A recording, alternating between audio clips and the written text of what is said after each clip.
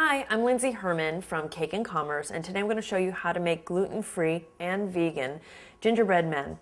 So first thing I do is I just separate out my wet and my dry ingredients. It makes everything go a lot faster.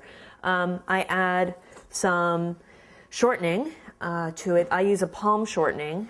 It is hydrogenated fat-free, so it's trans fat-free. I throw in my Rapadura sugar and some maple syrup. That is used to sort of simulate brown sugar. And I'm going to cream them together.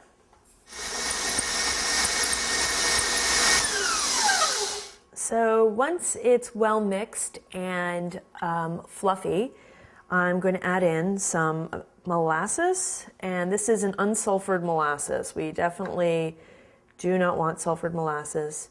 I've found that grandmother's molasses is more mild than some of the organic brands out there, so I prefer it for flavor. So I want to get all the molasses out because it's a scant half cup.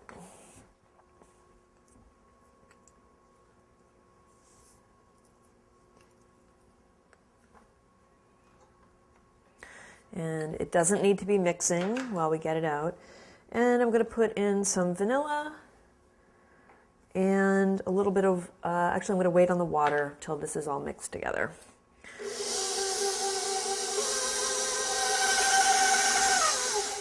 Now I'm just going to add in my water.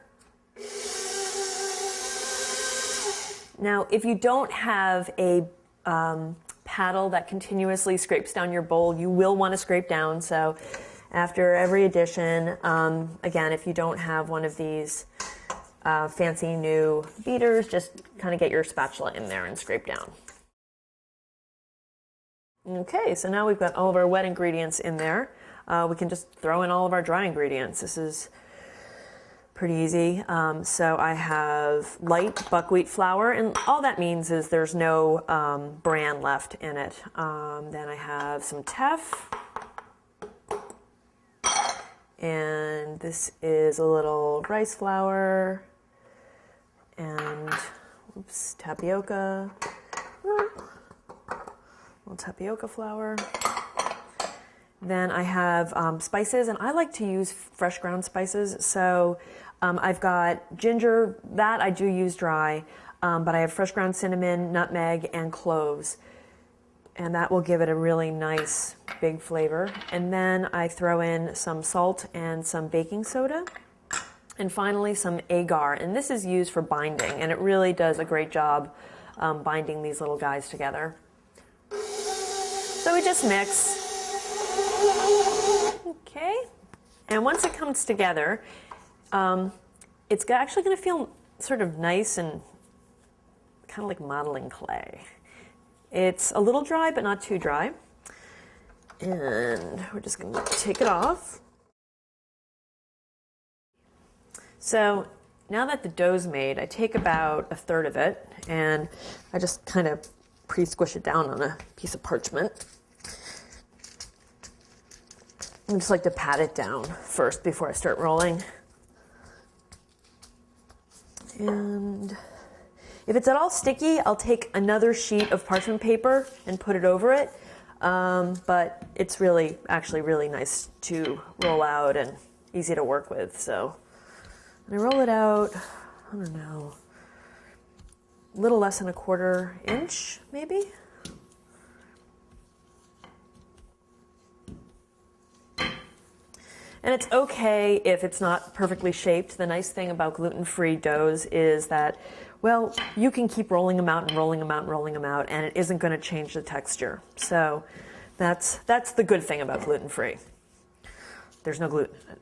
So at this point, I'm going to put it in the refrigerator to chill for a couple minutes. It'll just make it a little easier to handle once I start cutting my little gingerbread men, women, Christmas trees, and angels out.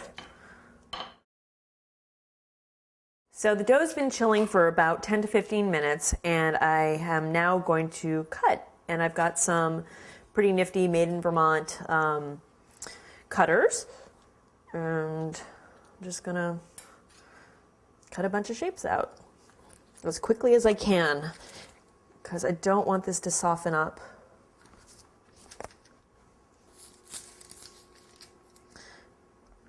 very carefully.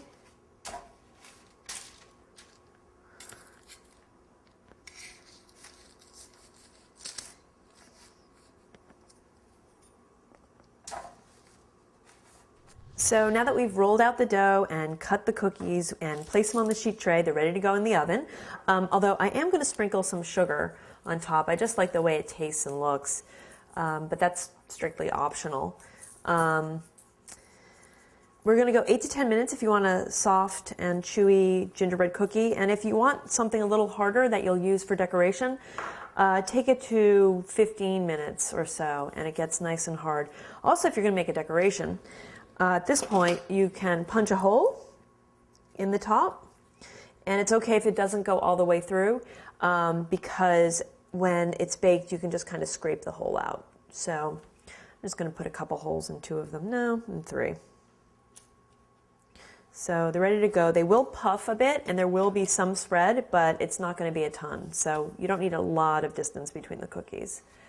So into a 350-degree oven they will go.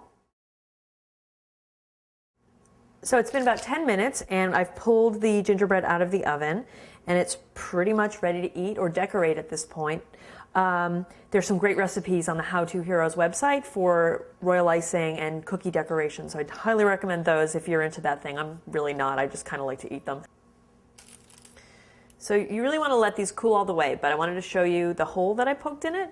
Later on I'll go and sort of with a knife scrape out the rest of the hole, but what I do with that is put a ribbon through it and hang it, and it makes a really great little decoration. And if you put royal icing on it, it makes it a lot more interesting to look at. This decoration will last for a while, and it also will taste pretty good. So that was gluten-free and vegan gingerbread cookies.